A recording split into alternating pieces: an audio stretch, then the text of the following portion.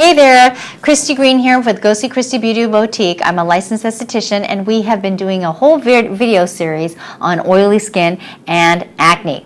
So the first product that you want to use is a cleanser that does not strip the acid mantle from your skin, because if you do that, your skin can overproduce oil, causing more breakouts.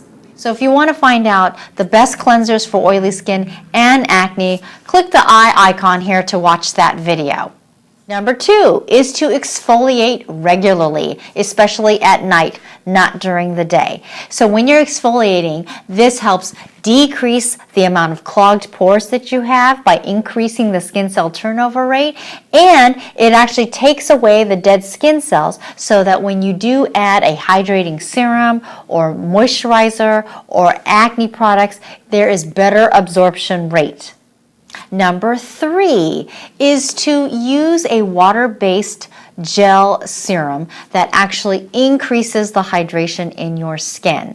So you can use a cream-based serum, but when you do, you can also increase the chances of having oil on your skin. So when you use a water-based serum that actually hydrates the skin and brings moisture to the skin, the more hydrated your skin is, the less likely you're going to produce oil. And that one of the suggestion is hyaluronic acid serum. So make sure it's a clear gel and not a cream.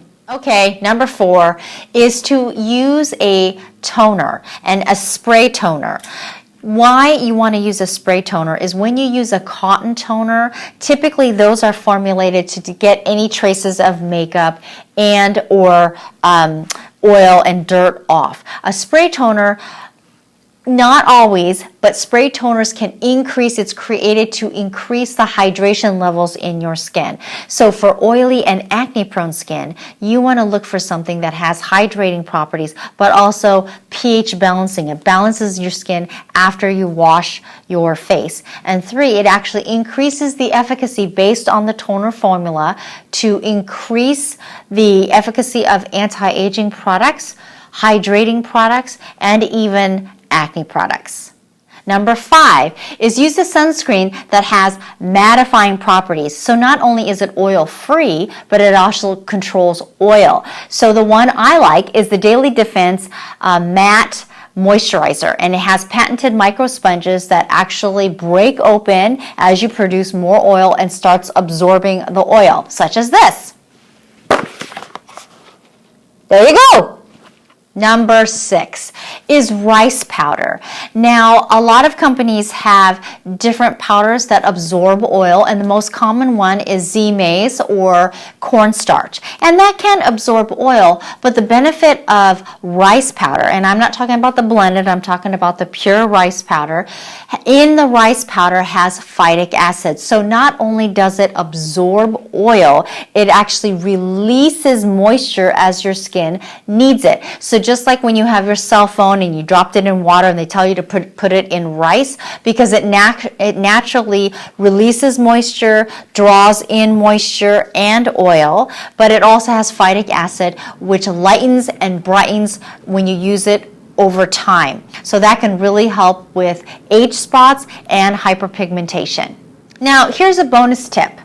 If you produce way too much oil and you are living somewhere that it is very humid and you're constantly having to fight that oily shine, what you can do is after your sunscreen, take a kabuki brush and lightly brush over your face with the rice powder, and then on top of that, use a mineral powder foundation, and then on top of the mineral foundation again, lightly dust your face again with the rice powder, and that can really help with the oily shine. Okay, number 7 is now avoiding products that contain the following ingredients that can be comedogenic or clog the pores, and these are usually heavier ingredients, such as petroleum-based ingredients, such as mineral oil, it'll say petroleum or petrolatum, waxes, fragrances, high percentage of alcohol, lakes, which are the high intense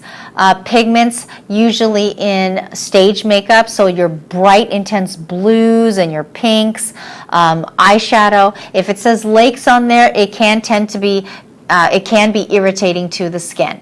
And finally, lanolin. Lanolin tends to clog the pores as well.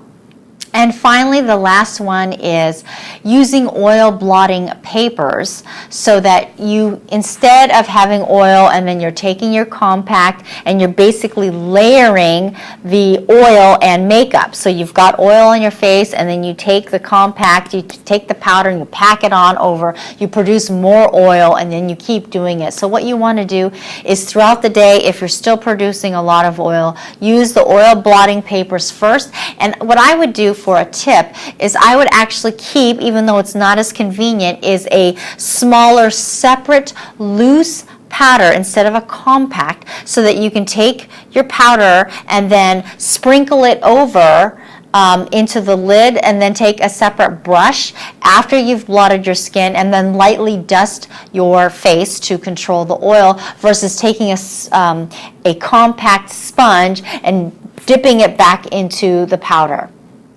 Thanks for watching, and if you want to see more video series, please click the link in the bio to see the products that we're using, as well as hitting the notification bell, and please subscribe to our channel. Thank you for watching.